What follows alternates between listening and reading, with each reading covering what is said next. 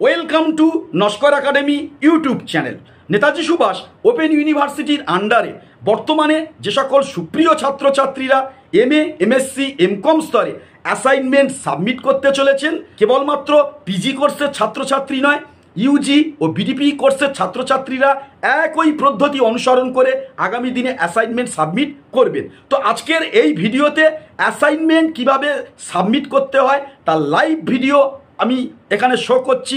Step by step কিভাবে এগিয়ে আপনারা অ্যাসাইনমেন্ট সাবমিট করবেন, এই ভিডিও দেখলে একেবারে জলের মতো পরিষ্কার হয়ে যাবে। শুরু থেকে শেষ পর্যন্ত ভিডিওটি দেখেন। এই ভিডিওটি আপনাদের যাবতীয় অজানা আতঙ্ক এবং ভীতি আপনাদের মন থেকে ধুয়ে সাফ করে দেবে। আর বলে রাখি, এই ধরনের ইম্পর্টেন্ট ভিডিও আগামী দিনে পেতে চ্যানেলে নতুন হলে আমাদের চ্যানেলটি অবশ্যই করে সাবস্ক্রাইব করে রাখবেন। তো লেটস গো। প্রথমে মোবাইল অন করে ক্রোম ব্রাউজার ওপেন করবেন, তারপরে লিখবেন wbnsu.ac.in। লেখার পরে আপনারা কিন্তু ডাইরেক্ট এনএসইউর ওয়েবসাইটে ঢুকে যাবেন। দেখতেই পাচ্ছেন এনএসইউর ওয়েবসাইটের ইন্টারফেস। প্রসঙ্গক্রমে বলে রাখি, এখন কিন্তু আপনারা এনএসইউর ওয়েবসাইটে কোনো অ্যাসাইনমেন্ট পোর্টাল অপশান খুঁজে পাবেন না, তার কারণ বর্তমানে অ্যাসাইনমেন্ট হচ্ছে না। কিন্তু যখনই আপনাদের অ্যাসাইনমেন্ট শুরু হবে তখন কিন্তু এই এনএসইউর ওয়েবসাইটে যে ইন্টারফেস দেখতে পাচ্ছেন, এখানে কিন্তু অ্যাসাইনমেন্ট পোর্টাল অপশান আপনারা কিন্তু ফাইন্ড আউট করতে পারবেন। তো ধরুন অ্যাসাইনমেন্ট শুরু হলো, তখনই কিন্তু এনএসইউর ওয়েবসাইটে এই যে অ্যাসাইনমেন্ট পোর্টাল দেখতে পাচ্ছেন। মাস্টার ডিগ্রির সকল স্তরের ছাত্রদের জন্য অ্যাসাইনমেন্টের ক্ষেত্রে এই পোর্টাল থাকবে। প্রসঙ্গক্রমে বলে রাখি, এনএসইউর অনলাইন অ্যাসাইনমেন্টের ক্ষেত্রে একই ধরনের পোর্টালে কিন্তু কাজ হয়ে থাকে। তো এই পোর্টাল যেটা দেখতে পাচ্ছেন, এই পোর্টালে আপনারা নির্ভুলভাবে ক্লিক করবেন। ক্লিক করার পরে আপনারা কিন্তু একটা ইন্টারফেস দেখতে পাচ্ছেন এবং পরবর্তী স্টেপে আপনারা ঢুকবেন। এখানে দেখতে পাচ্ছেন এনরোলমেন্ট নাম্বার। এনরোলমেন্ট নাম্বারের জায়গায় নির্ভুলভাবে আপনারা এনরোলমেন্ট নাম্বার পুট করবেন। তারপরে আপনাদের জন্ম মাস, জন্মদিন, জন্ম ইয়ার আপনারা নির্ভুলভাবে সিলেক্ট করবেন। আর এটা করার ক্ষেত্রে পাশে যে ক্যালেন্ডার দেখতে পাচ্ছেন অ্যারো আকারে দেওয়া আছে, এখান থেকেই এই ক্যালেন্ডার থেকেই কিন্তু আপনাদের মাস, ডেট এবং ইয়ার সিলেক্ট করতে হবে।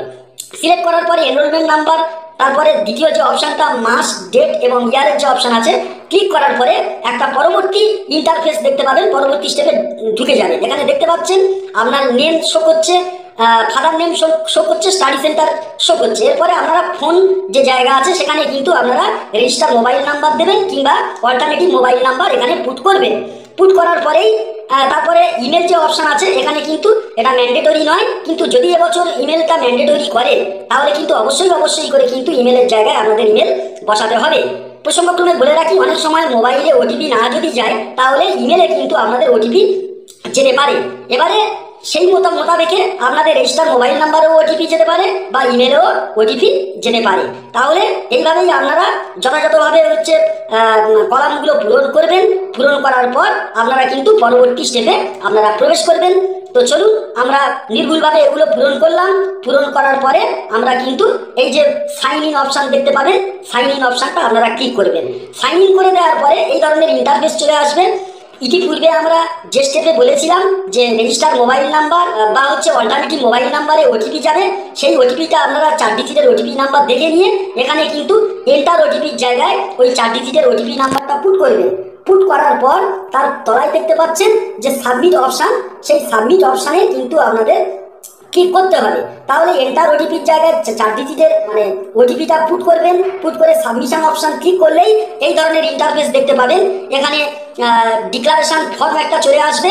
এখানে যাবতীয় বিষয়গুলো লেখা থাকবে যে আমি অমুক ব্যক্তি, আমার স্টাডি সেন্টার অমুক, আমার নাম অমুক, আমি পরীক্ষার নিয়মগুলি এখানে পড়লাম, ডিক্লারেশনটা পড়লাম এবং এই ডিক্লারেশনটা পড়ে এক্সামের সপক্ষে আমি ডিক্লারেশনটা মেনে নিলাম এবং এই জন্য করে আমি এখানে ইয়েস ক্লিক করলাম। যদি এই ডিক্লারেশনটা সাপোর্ট করেন তাহলে কিন্তু আপনারা পরীক্ষায় বুঝতে পারবেন, তাহলে ইয়েস মারতে হবে। আর যদি এই ডিক্লারেশনটা আপনাদের পছন্দ না হয় তাহলে নো মারতে হবে। নো মারলে আপনারা কিন্তু অ্যাসাইনমেন্ট বা এক্সাম দিতে পারবেন না। এগুলো পড়ার পরে আপনারা ইয়েস মারলেন, ইয়েস মেরে তারপরে আপনারা প্রসিড করে দিলেন। প্রসিড হয়ে গেল। প্রসিড হয়ে যাওয়ার পরে আপনারা কিন্তু পরবর্তী স্টেপে ঢুকে গেলেন। পরবর্তী স্টেপে দেখতে পাবেন যে আপনাদের যে পেপারে অ্যাসাইনমেন্ট সাবমিট করবেন বা এক্সাম সাবমিট করবেন, প্রতিটা পেপার ক্রোনোলজিক্যাল অর্ডারে সাজানো আছে। এখানে দেখতে পাচ্ছেন যে প্রতিটি পেপারের পাশে নট সাবমিটেড, তো এখানে নট সাবমিটেড লেখা আছে মানে আপনার পরীক্ষা কিন্তু দেওয়া হয়নি, কোনো পেপার আপনি পরীক্ষা দেননি বা অ্যাসাইনমেন্ট সাবমিট করেননি। যদি অ্যাসাইনমেন্ট পোর্টাল ওপেন করার পর যদি এখানে দেখেন যে কোনো একটা পেপারে বা দুটো পেপারে নট সাবমিটেড জায়গায় যদি সাবমিটেড লেখা থাকে, তাহলে ধরেই নেবেন যে আপনার এনরোলমেন্ট নাম্বার বা ডেট অফ বার্থ বা ওটিপি কোনোভাবে শেয়ার হয়েছে, যে জন্য করে আপনার অ্যাসাইনমেন্ট কোনো একটি পেপার বা দুটি পেপারে অন্য কেউ দিয়ে দিয়েছে। আশা করি আপনারা কিন্তু date of birth, enrolment number আর ওটিপি এগুলো কারোর সঙ্গে শেয়ার করবেন না। আর এখানে দেখতে পাচ্ছেন যে ইন প্রোগ্রেস লেখা আছে।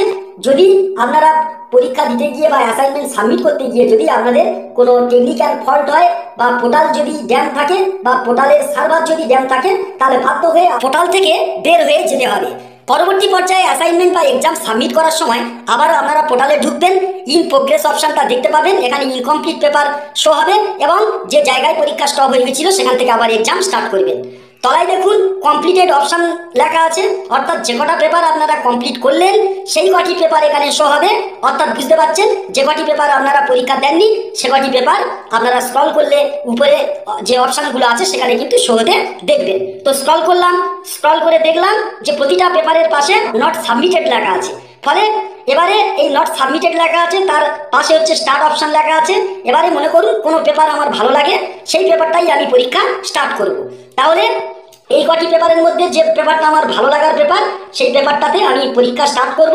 এই যে স্টার্ট বাটন আছে, সেই স্টার্ট বাটনে ক্লিক করলেই সঙ্গে সঙ্গে আমরা কিন্তু যে পেপারে পরীক্ষা দেব সেই পেপারে আমরা ঢুকবো বা পরবর্তী স্টেপ আমরা দেখতে পাবো। এখানে দেখতে পাচ্ছেন paper application oriented course food processing. মনে করুন এটা ফুড প্রসেসিংয়ের জায়গায় না থেকে যদি এটা ইতিহাস থাকে, তাহলে এরকম ইতিহাস বলে লেখা থাকবে। এখানে লেখা আছে দেখুন downloaded exam instruction in Bengali, download exam instruction in English. তাহলে পরীক্ষা দেওয়ার ক্ষেত্রে কতগুলো ইনস্ট্রাকশন ফলো করতে হয়, সেই ইনস্ট্রাকশনগুলো আপনারা বাংলায় দেখতে চান না ইংরাজিতে দেখতে চান সেটা আপনাদের উপর নির্ভর করবে। তো যেহেতু এনএসইউ ম্যাক্সিমাম ছাত্র বাংলা ভার্সনের ছাত্র, তাই এই বেঙ্গলি অপশনটা যখনই আপনারা ক্লিক করবেন, ক্লিক করলেই কিন্তু আপনারা পরবর্তী যে ডিক্লারেশনটা আছে, ঠিক আছে, সেই ডিক্লারেশনটা আপনারা কিন্তু দেখতে পাবেন। তো দেখুন সেই ডিক্লারেশনটা আপনারা দেখতে পাচ্ছেন। পরীক্ষা দেওয়ার ক্ষেত্রে যে যে নিয়মগুলো আপনাদেরকে অনুসরণ করতে হবে সেই ডিক্লারেশনটা এখানে কিন্তু সুন্দরভাবে পরপর দেওয়া আছে। তো আপনারা এগুলো পড়ে নিলেন, সুন্দর করে পড়ে নেওয়ার পরে আপনারা বুঝতে পারবেন যে পরীক্ষা দেওয়ার জন্য কি কি নিয়মগুলো ফলো করতে হবে এবং কোন কোন নিয়মগুলো যদি আপনারা না মানেন তাহলে আপনাদের সমস্যা হবে। এগুলো দেখে নেওয়ার পর আপনারা কিন্তু স্টার্ট এক্সাম শুরু করবেন। একটি পেপার কমপ্লিট করার 15 মিনিট পর থেকেই অ্যান্সার স্ক্রিপ্ট ডাউনলোড করার একটি নতুন বাটন অ্যান্সার স্ক্রিপ্টের বিপরীতে শো হবে। 30 মিনিটের মধ্যে যত তাড়াতাড়ি সম্ভব অ্যান্সার স্ক্রিপ্টের নিউ বাটন প্রেস করে উত্তর ডাউনলোড করে নেবেন। সেটাকে অবশ্যই আপনারা প্রিন্ট আউট বার করে নেবেন, কারণ 30 মিনিট পর ওই অ্যান্সার স্ক্রিপ্ট পোর্টালে আপনারা কোনো মতেই পাবেন না। যদি কোনো ছাত্র অ্যান্সার স্ক্রিপ্টের ডাউনলোড কপি হারিয়ে ফেলেন, তাহলে তা পেতে এনএসইউকে টাকা দিয়ে ডিমান্ড ড্রাফট কেটে অনুরোধ সাপেক্ষে উত্তর স্ক্রিপ্ট পেতে পারেন। এখানেই ভিডিও পরিসমাপ্ত। নমস্কার।